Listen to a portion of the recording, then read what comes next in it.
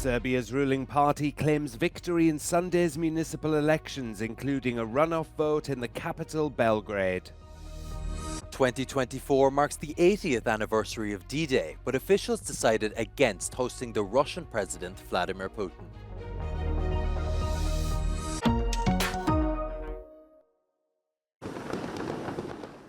Serbia's ruling populists have declared victory in Sunday's municipal elections, including a rerun vote in the capital, Belgrade.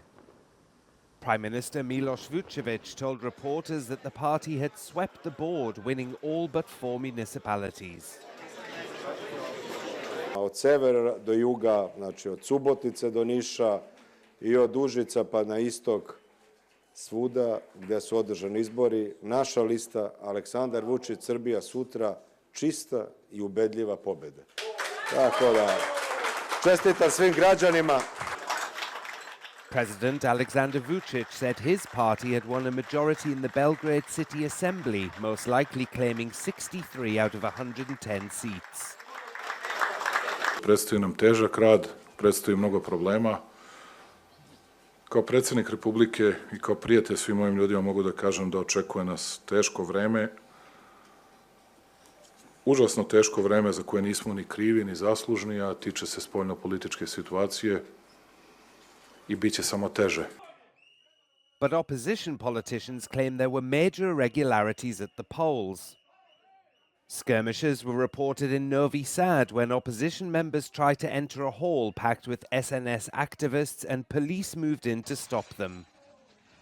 Opposition officials also claimed that illicit call centers had been set up in some locations to contact supporters and urge them to turn out and vote. Opet smo imali apsolutnu dominaciju SNS-a I Aleksandra Vučića u medije. I ovu kampanju obeležila je zapravo zloupotreba medija, lažne vesti, podmetačine, govor mržnje, a posebno u kontekstu rezolucije o genocidu u Srebrenici, koji je korišten da se učesnici lokalnih izbora prikažu kao izdajnici I plaćenici I da se o lokalnim temama uopšte ne razgovara.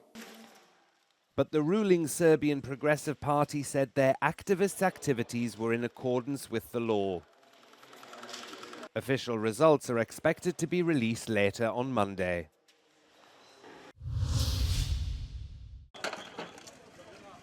At least one person has been killed and 8 others injured when an apartment building collapsed in Istanbul. The cause was not immediately clear as there were no reports of an explosion or seismic activity. The incident has renewed fears about the resilience of buildings in a city prone to earthquakes. Istanbul lies near the North Anatolian fault line, and an earthquake in the city in 1999 killed at least 18,000 people.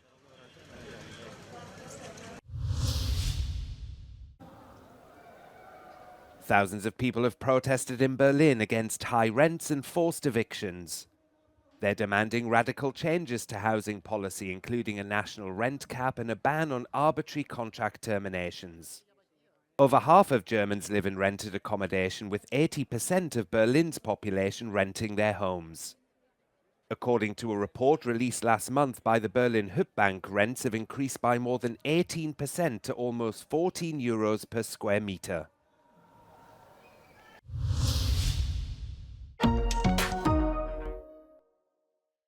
"2024 marks the 80th anniversary of D-Day, but officials decided against hosting the Russian President Vladimir Putin. The upcoming week's events, which will include firework shows, parachute jumps, solemn commemorations and ceremonies, will be attended by world leaders. Many see it as a chance to effectively pass the baton of remembrance to the current generations now seeing war again in Europe, in Ukraine. Ukrainian President Zelensky, US President Biden and British royals are among the VIPs that France is expected to host for these D-Day events. Organisers confirmed that the Russian president would not be invited to any commemorative events due to the country's ongoing invasion of Ukraine. However, some Russian representatives will be allowed access in order to recognise the country's wartime sacrifice.